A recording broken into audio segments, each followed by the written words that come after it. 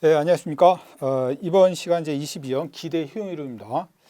여러분, 기대 효용 이론은 앞에서 여러분과 소비자 선택 이론에서 이제 네 번째 마지막으로 우리가 얘기를 했고, 그걸 이제 지금 한번 보는 건데, 우리가 기대란 말이 들어가죠. 기대. 우리가 기대란 말이 들어가면 이것이 불확실한 상황입니다. 기대란 말 자체가 이제 미래에 일어날지 안 일어날지 모르는 불확실한 상황에서 기대되는 거죠.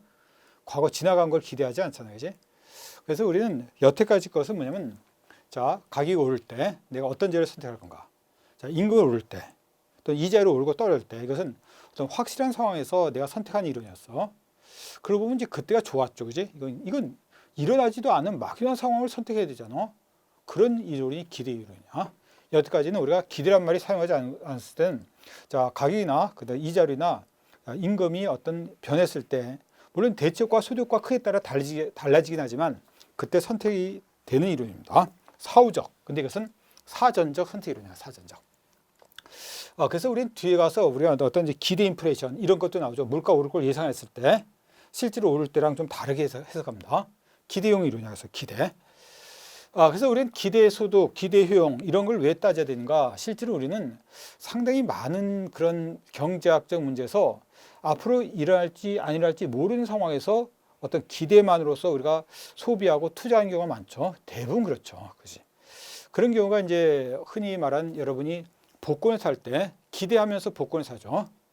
하지만 언제나 그지? 늘 기대를 저버리지만 가끔가다 이제 814만 분의 1입니까? 그만큼의 어떤 1억이 아니죠. 1등 당첨을 가정하고 기대하고 봅니다만은 그런 경우는 이제 거의 발생하지 않습니다. 근데 또 흔히 우리가 기대하는 경우는 뭐냐면 여러분이 듣는 보험이 있죠, 보험.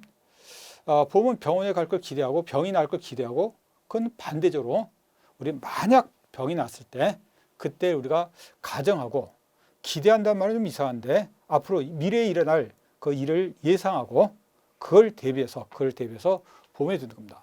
이런 선택이 모두 다 기대형 이론에 들어가는 겁니다. 우리가 이제 은행에 저축하는 것은 그 금액은 이미 정해졌죠. 하지만 우리가 주식을 투자한다든가 채권, 수식을 투자하는 경우 이럴 때는 우리가 이것을 어떤 기대를 가지고 하는 거죠. 그래서 어떤 기대이자를. 그래서 내가 기대이자율이냐 실질이자율과 구별했을 때 우리가 물론 그것이 이제 뒤에 가서 이제 거시로 나옵니다만 자, 현재 실질이자율과 기대이자율, 기대 수익률이죠. 그걸 비교했을 때 내가 투자할 건가 말 건가를 결정하는 그런 이론이 또 그지 어떤 투자 이론. 우리가 주식 투자에서도 이루어지는 겁니다. 이건 확실한 상황이 아니잖아. 우리가 금리처럼 확실하지 않고 이것은 불확실한 상황에서의 선택. 이런 측면에 우리는 굉장히 많은 문제가 이런 문제에 직면하고 있다는 겁니다. 그걸 선택한 이론이 바로 기대 효용 이론. 그리고 기대, 바로 이제 소득과 기대 효용에 따른 겁니다. 이제 기대가 들어감으로써 이제 상당히 여러 가지 용어가 나오는데 소득이 아니라 기대소득, 그리고 여기가 기대효용이 나오죠. 기대소득은 말대로 지금 현재 W1 소득을 얻을 확률이 P고 W2라는 소득을 얻을 확률이 1-P일 때 그게 바로 기대소득입니다. 그러니까 이 확률과 이 소득과 이 소득이 얻을 확률이 그지 확률적으로 일어나는 거죠. 이렇게 뭐 알겠죠 이거?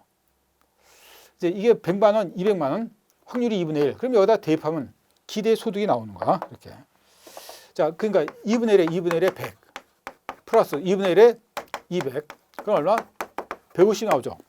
제가 가장 간단한 경우 2분의 1과 2분의 1은 한마디로 100과 200의 평균이 나오죠. 평균. 근데 이것은 기대소득이죠. 우리가 반드시 나오는 거 아닙니다. 이건 안 나오죠. 사실 100 아니면 200이다. 그러니까 평균적으로 150 나온다. 이건 기대소득이야. 그러니까 이것은 한마디로 기대소득은 불확실한 상황에서의 소득이죠. 확실한 상황의 소득이 아니란 말이야. 불확실한 상황의 소득이다. 그죠? 그 다음에 이제 효용이 나옵니다. 효용. 우리가 효용 함수를 봤죠. 우리가 U라는 효용 함수를 봤잖아. UW1. W1이라는 소득을 얻었을 때 만족감을 나타내는 효용 함수야. 근데 우리 효용 함수는 대부분 뭐가 나오냐? 이렇게 W, 그러니까 루트로 많이 나옵니다. 왜 루트로 나오냐? 그러면 이것은 우리가 여기서 행동하고 우리가 가장 많이 분석하는 것은 보험시장인데 보험시장은 위험 기피자죠. 위험을 좋아하지 않는 위험 기피자를 연구하는 겁니다. 그때 효용함수가 이것이 위험 기피자 효용함수로 돼 있어. 우리가 물론 책에서 보면 그지 위험 선호자 기피자가 효용함수가 좀 다르죠.